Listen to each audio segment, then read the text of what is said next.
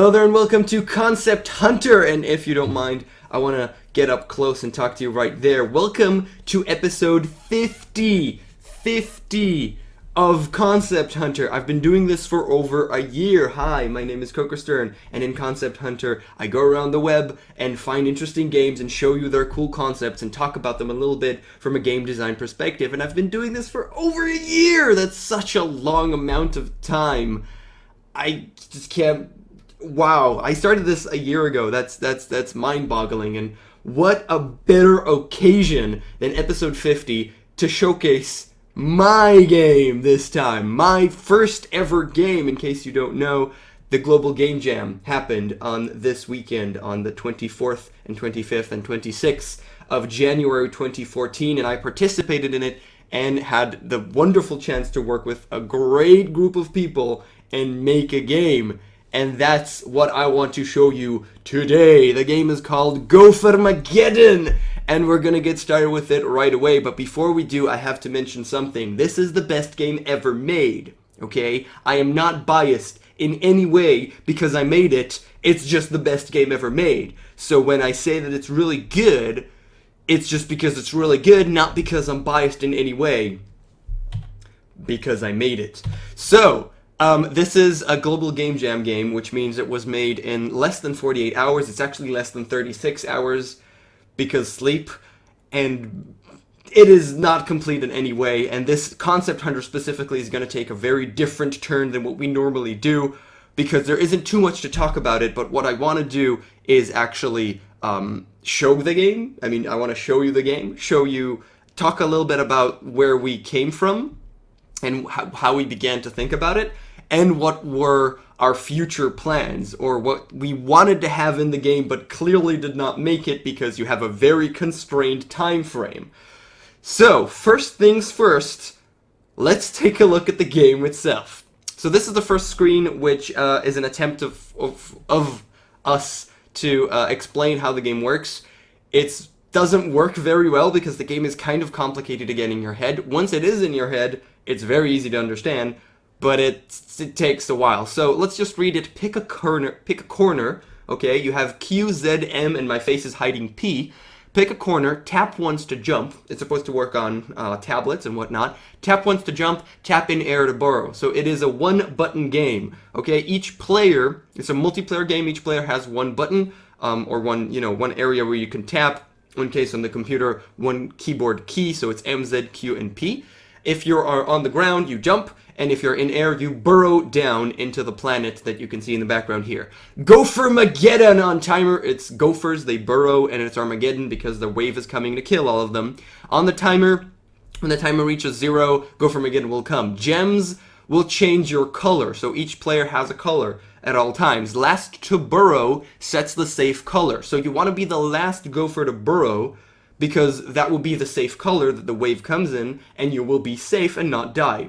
And then, can you be the last gopher standing? So basically, you want to survive, you want to burrow last, but you have to burrow before Gophermageddon comes, because you will die if you won't. So it's kind of a game of chicken between each of the players, or a game of gopher.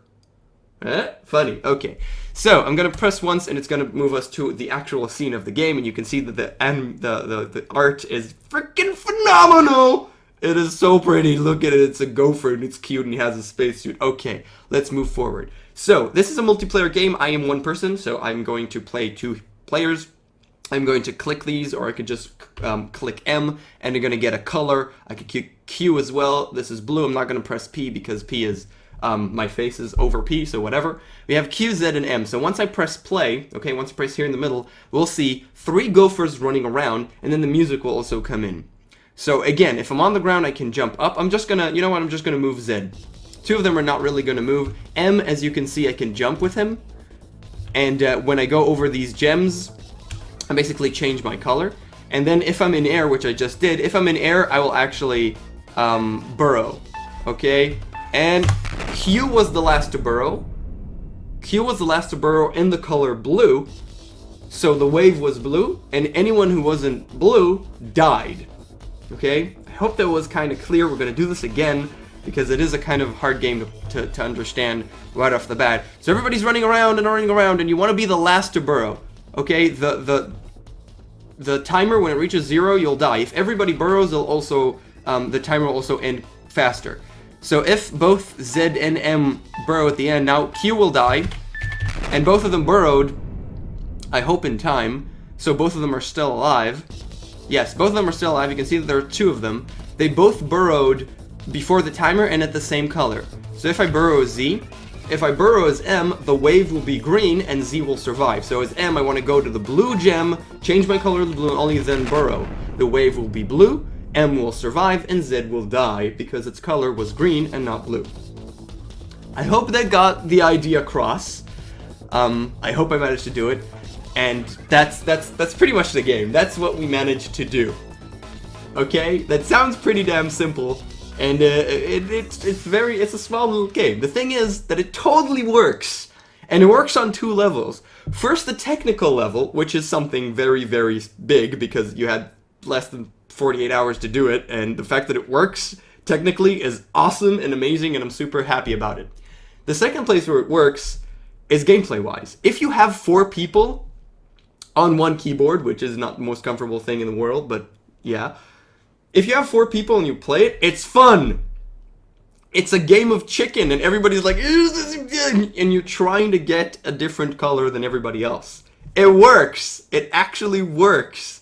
It's fun. Once the basic mechanics were there, the art wasn't completely there, but once everything was there, we just kind of started going around, hey, you want to play our game?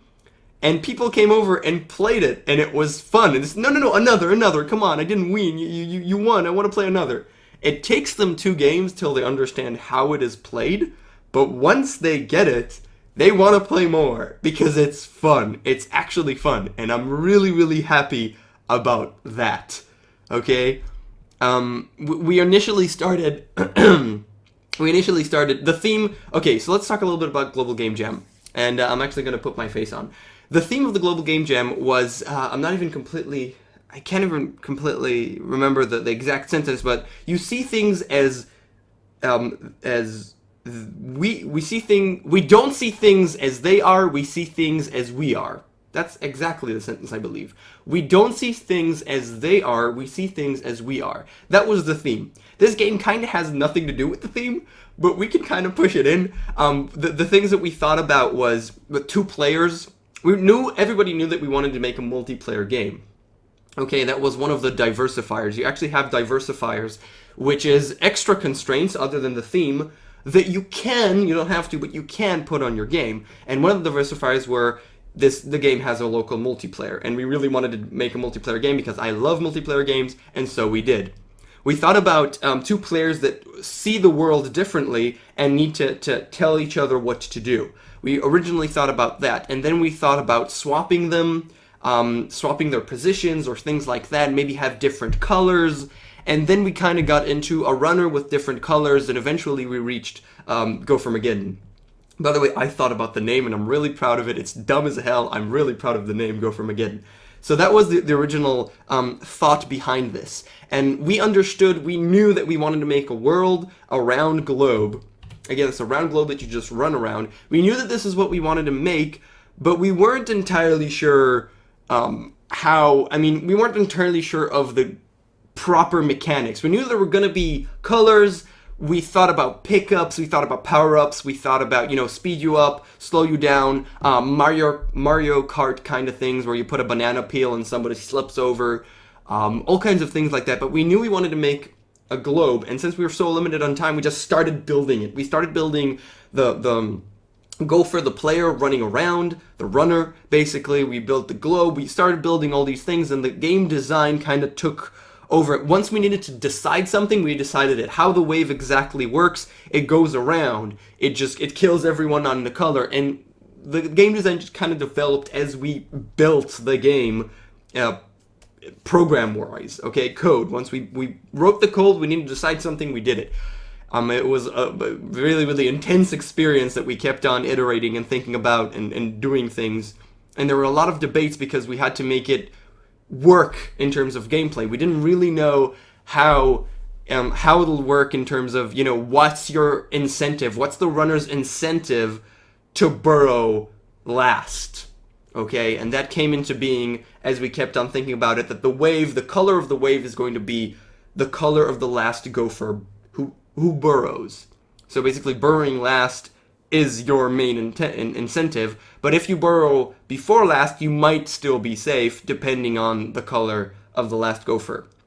Okay, so it could go on for an infinite amount of rounds if you keep being in the same color, but it could also be not. So, if you get a different color. So it has a very interesting game mechanic, metagame in that sense, not game mechanic. It has an interesting metagame, and it kind of works. Again, if you play it with a lot of people, it's a ton of fun, and clearly there's a lot more to be desired here. You want to have different level layouts. You want to have a tutorial to explain how the hell the game works. You maybe want to have more colors. You want to have power-ups. There's a ton to think about forward, and we might go forward, though I don't know. But right now, Gophermageddon, as it stands right now, this is it. I'm really, really happy about it in terms of the game design. The things that I really wanted to have it work. I wanted it to be fun. I wanted it to be a game that's playable and fun. I wanted it to be, technically working wasn't the most important thing for me. I wanted someone who plays it to understand why it's fun, to enjoy it, and to see where it can go further. And the comments that I did get are those. That it is fun, and they see how fun it is, and you can think further. Okay? You can think more power-ups, more levels, more stuff like that. And that, to me, is huge smile on my face. I'm overjoyed because it's really good. Overjoyed is an understatement. I'm so freaking happy. I'm so excited about this thing. Look at this. Look at how happy. Look at him. It's just squinty-eyed. Yes, and the art is spectacular. The music that hopefully you managed to hear is so great. And I want to give credit to where credit is due to everyone. It's Jonathan Anton Gorin. Hopefully I'm saying his name correctly in English. Jonathan Anton Goring, which did the lead programming, Ben Menashe, who did the art, Simon Volba, who did programming, and Sonia Novosolov, who did the art as well, and Alon Kaplan, who helped us with the sound. Those are all the people, and I also programmed it. And my name, I'm reading like the names of the people, and this is something so big for me. I programmed this too. I made this. I made it too. It's my game also. That's so huge to me. I'm speechless. I don't even know what to say.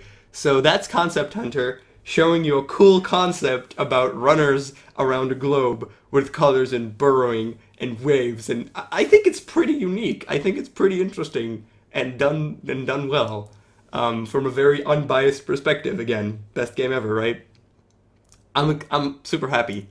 I'm so happy about this. And that's all I have to say. This is Concept Hunter. It's called Gophermageddon.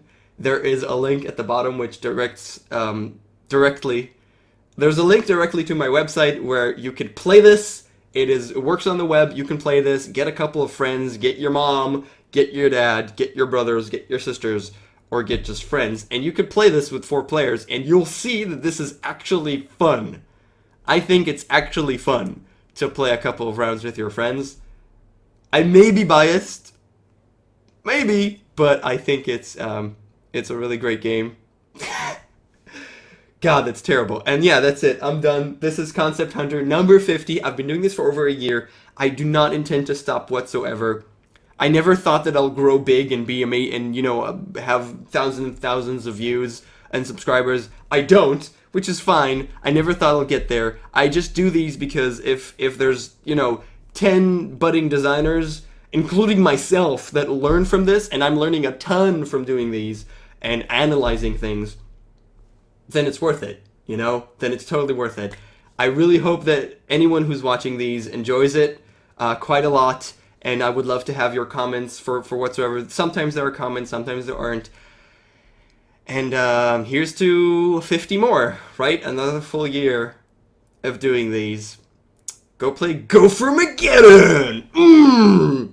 And I will now go And yes, so thank you so much for watching. Stay tuned. Tell your friends and go play Gophermageddon. And I'm out. See ya, guys. Bye.